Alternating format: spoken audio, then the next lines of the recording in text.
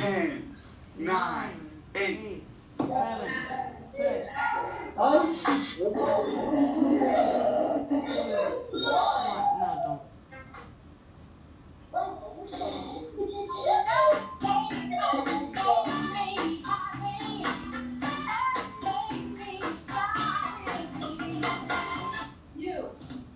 Oh, I appreciate you turning the mic on so I can hear you guys count. That's encouraging. I appreciate that so much. I do have one last thing. I have a baseball bat. This is an actual Major League Baseball bat. It's a wooden bat, so just in case anyone's curious. I'm going to break this over my leg. In just a moment, I'll do that. Everything I did today is real. I promise you. After I'm done today, I will leave it and we'll send it to the school so you guys can look at it later. But I want to share with you real quick. I won't be very long. I know you want to go back to your classwork. I'm just joking. But my wife and my daughter travel with me everywhere I go. And ever since my daughter is 2 years old, she and I, every week,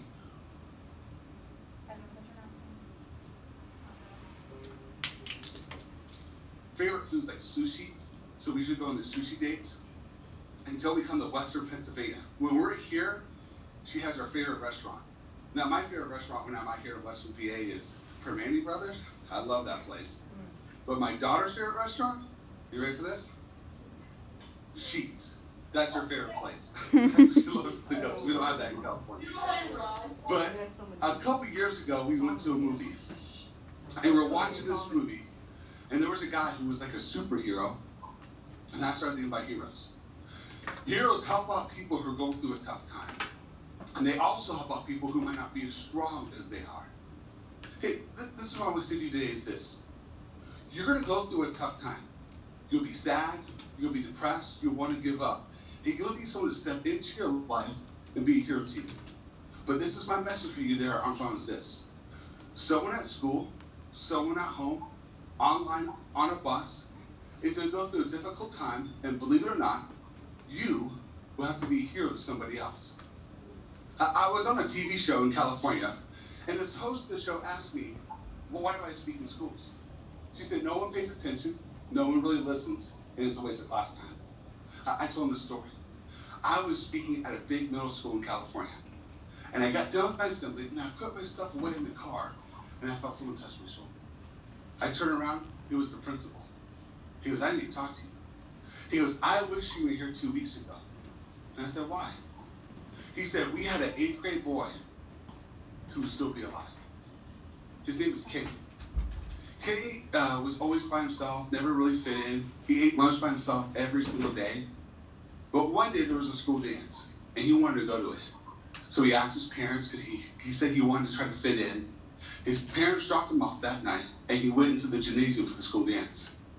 And the students at that school did things to Kenny I can never tell you from this microphone. But I guess this one day, he couldn't take it anymore.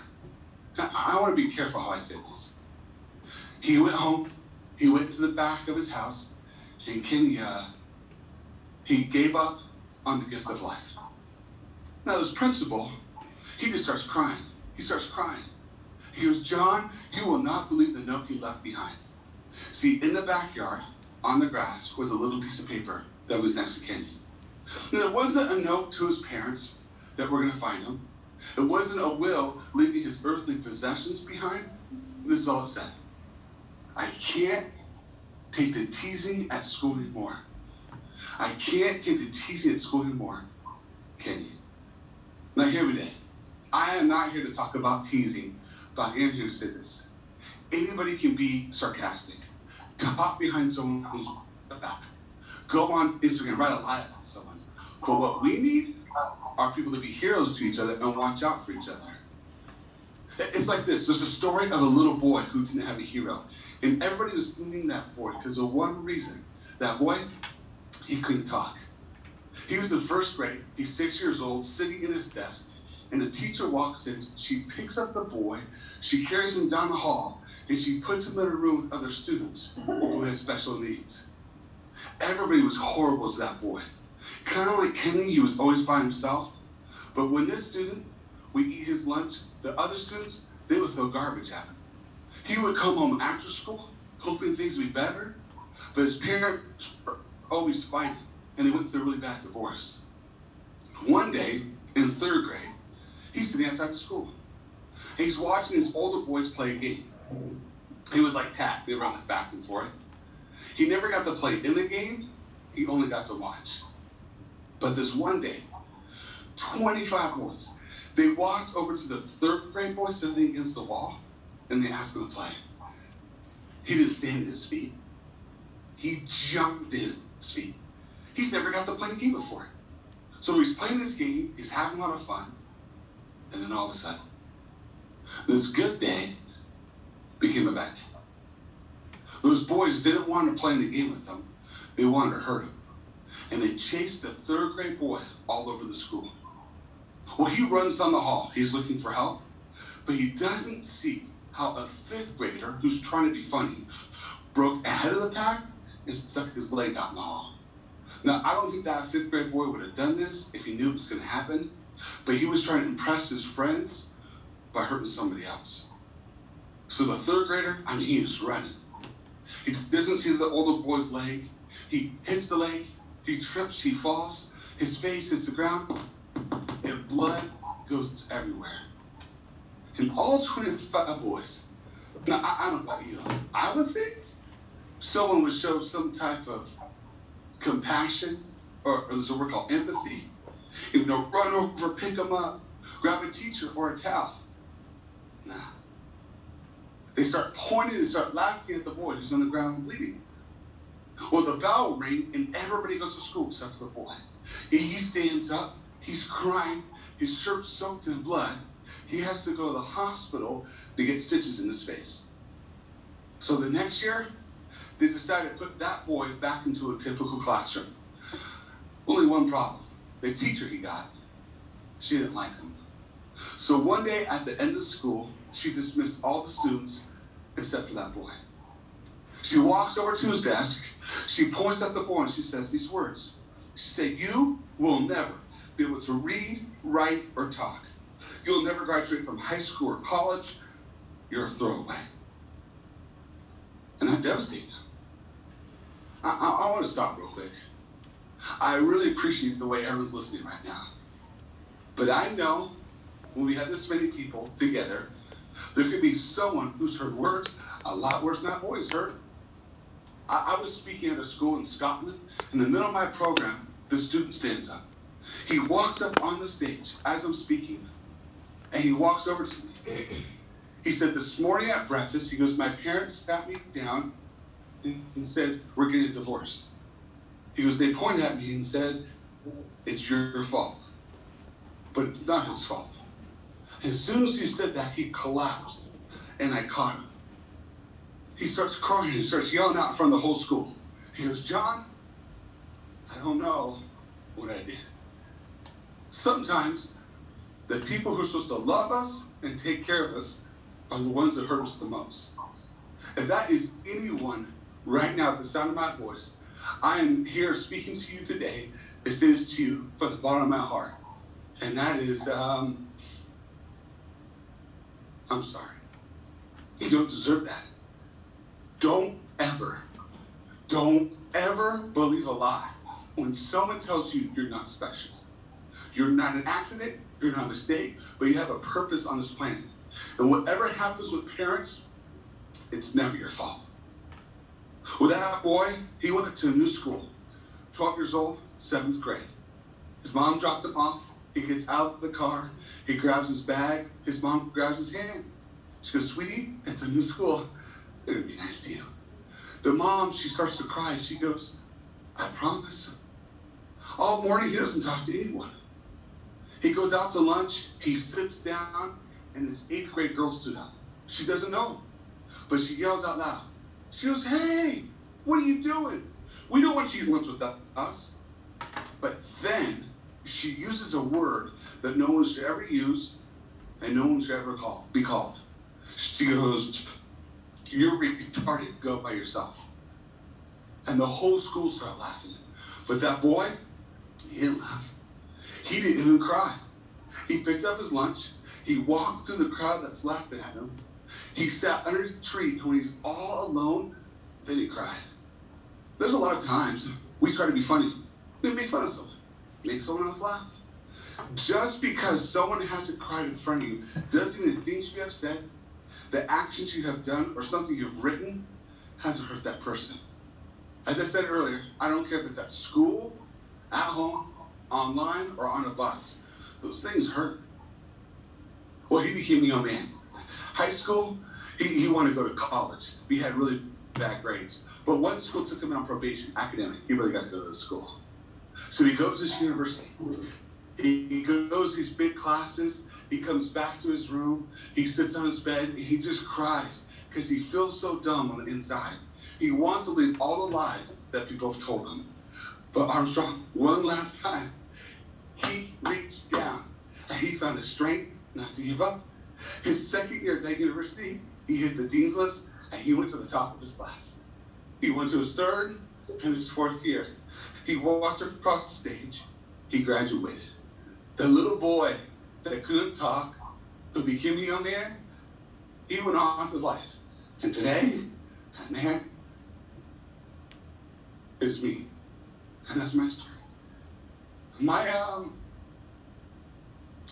I'm sorry.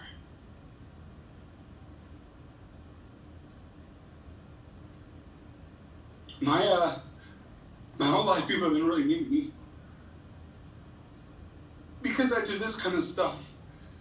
Everybody assumes I grew up playing sports. That's not true. I'm just somebody that never got invited to a birthday party. I know what it's like to be in a big room full of people and feel like you don't fit in. I've been a misfit my whole life. I've had surgery in my throat. I've gone through therapy to help me talk the way I talk today. But I'll be honest, I still stutter. I still have problems with reading and writing, but I can't give up. And the hardest part of my job is at the end of this program, there's a chance that when we're done, someone's going to make fun of me. Maybe they already have. The way I look, the things I've done, or how I've talked. But I'm willing to stand in front of your school today and relive the most painful parts of my life in front of people I don't even know, at the risk of being made fun of one more time for the person you're watching right now. And you feel like giving up. Maybe you just smile on the outside, but if we got honest, you're down on the inside. Maybe someone's broken your heart. Maybe things at home have been really rough. Maybe you've been cutting yourself, or you feel like giving up on the gift of life. And what you're hearing right now, don't ever forget this.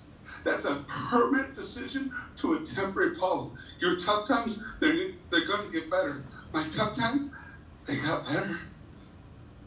I told you about my daughter. She's heard me share my story a lot.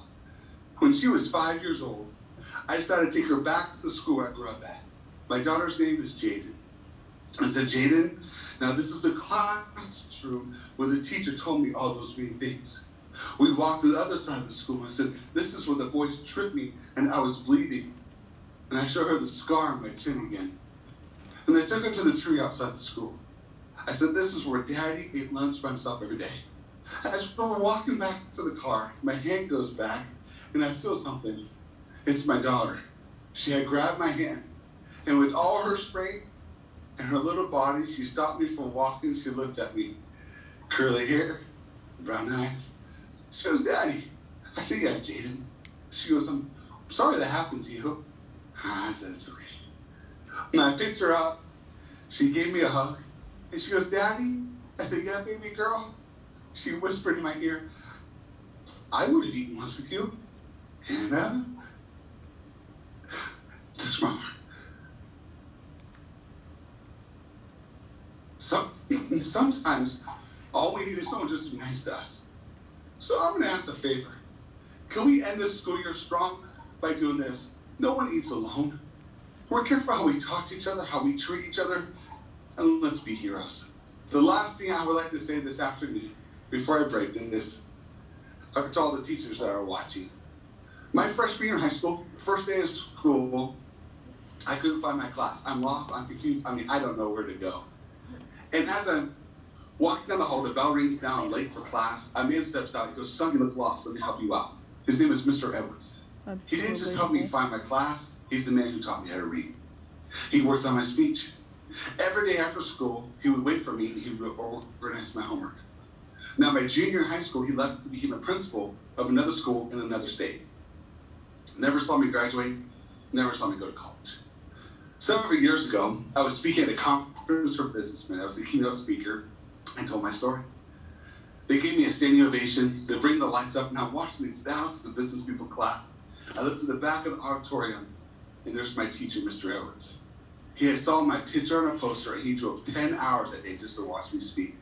A lot of years went by. I mean, I recognized him. His bald head, pants pulled up to his chest, Birkenstocks. I jumped off the stage. I don't care who was watching, who was looking.